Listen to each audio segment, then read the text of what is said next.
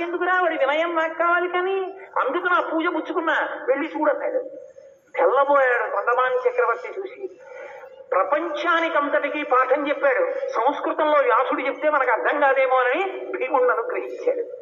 అందుకని ఏకేన తులసి మాతృకలేనాపి నరోత్తమ పూజయే భక్తిభావేన సంరక్షామితి మత్పన. నేను ఇది చేస్తాను అనుకోక్కర్లేదు, ఒక్క తులసి దళం భక్తితో నేనున్నానని నమ్మి వెయ్యి, స్వీకరిస్తాడు. పొద్దున్నే వచ్చి పూజ చేసేసి ఒక్క గంట సేపు అద్భుతంగా గంటలు కొట్టేసి నీరాజనం ఇచ్చేసి నానాల్లరీ చేసేసి బయటికి వెడుతూనే అవశ్యాన్ని శరీరాన్ని అందరి డబ్బు నాకే రాని అని పూజలు మొదలెట్టా. ఎందుకది? నేను స్వీకరించను. నేను ఉన్నానని నువ్వు బతకగలిగితే నేను నీకున్నాను. ఇప్పుడు ఆయన ఏం చేశాడో తెలుసా అండి?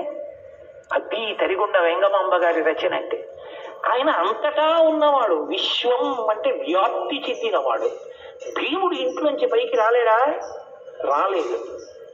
ఆయన అకస్మాత్తుగా గరుడ వాహనం ఎక్కి వచ్చాడు. గరుత్మంతుడు రావడం అంటే మాటల మహాభారతంలో నన్నయ్య గారు వర్ణిస్తారు. ఆంతతపక్షమారుత ప్రయకంపిత ఘూర్ణితాచల వ్రాత మహర్ణ ఉండు అని.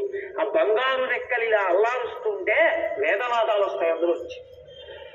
గరుడ వాహనం ఎక్కి వెంకట విభుండు ప్రేమతోడ భీముడున్న చోటికింబోయి, ఓయి పుణ్యపురుష రమ్ము నేడు నీకు సాయుధ్యం ఇస్తున్నటంచు అన్నారు సరిగొండ వెంగమాంబ గారు.